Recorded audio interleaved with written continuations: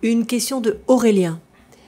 D'après une étude de l'Observatoire de la démocratie de proximité, AMF Cevipof Sciences Po, publiée jeudi 19 juin, il y a eu près de 2200 démissions de maires depuis 2020. C'est du jamais vu. Le nombre de maires démissionnaires a été multiplié par 4 entre le mandat 2008-2014 et l'actuel, qui doit s'achever en 2026. Lors de la campagne de 2017, vous aviez averti les maires que les temps à venir seraient rudes. Quel message auriez-vous pour les élus de proximité à 1 an des municipales ? Le même message, les temps à venir sont rudes, je l'avais dit, je le redis. Il y a une volonté absolument déterminée de la part des dirigeants français, d'abord structurellement, pas seulement des dirigeants français, mais c'est une demande qui vient d'au-dessus, notamment de la Commission européenne, des grandes orientations des politiques économiques. Il y a une volonté déterminée qui consiste à vouloir réduire de force le nombre de communes françaises. Et donc, comme ça ne se fait pas naturellement parce que les Français sont très attachés à leurs communes, et il n'y a pas du tout à s'en moquer parce que c'est finalement l'échelon numéro 1, l'échelon de base de la démocratie. Un maire, ça ne coûte pas grand-chose. Une équipe municipale dans un petit village, ça ne coûte pas grand-chose. Ça fait beaucoup de travail, 7 jours sur 7, 24 heures sur 24 quasiment.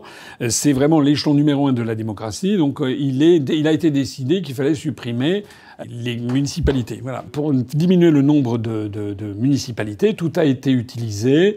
Il a été utilisé notamment l'arme budgétaire, a été utilisé également maintenant la loi de la parité obligatoire, ce qui est absolument dramatique parce que dans des petits villages de 80 habitants où il y a peut-être 40 ou 50 électeurs, avoir une équipe municipale moitié homme, moitié femme, c'est parfois totalement impossible. On peut pas inventer des femmes s'il y en a pas ou si elles ne veulent absolument pas se présenter. C'est pour qu'il y ait un certain nombre de municipalités qui soient en état de carence pour les prochaines élections municipales. Et d'ailleurs, de ce point de vue-là, le président de l'association des maires ruraux de France, je parle pas du président de l'AMR, l'association des maires, de l'AMF, pardon, l'association des maires de France, je parle de l'association des maires ruraux de France, qui a soutenu la réforme gouvernementale. C'est incroyable, puisqu'il soutient une réforme qui vise en fait à empêcher des centaines de villages de pouvoir organiser leurs élections. C'est incroyable, en fait. Bon. Et puis, comment dire, maintenant, on a cette affaire-là qui est que le nombre de maires disparaît parce qu'on leur a coupé aussi l'intérêt de leur métier, on leur a fait des tas de trucs, voilà. Donc, effectivement, il va y avoir peut-être 2000 maires qui vont disparaître, 2000 municipalités qui vont être fusionnées de force par le préfet avec des municipalités à côté.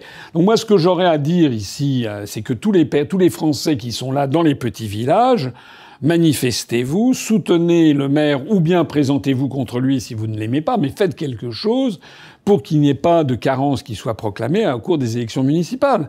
Il faut absolument se mobiliser et il faut absolument refuser la disparition de l'échelon communal parce que sinon, c'est la France, l'âme de la France qu'on assassine, hein, si on refuse les élections municipales. Ça, c'est absolument pas possible. Voilà ce que j'ai à dire.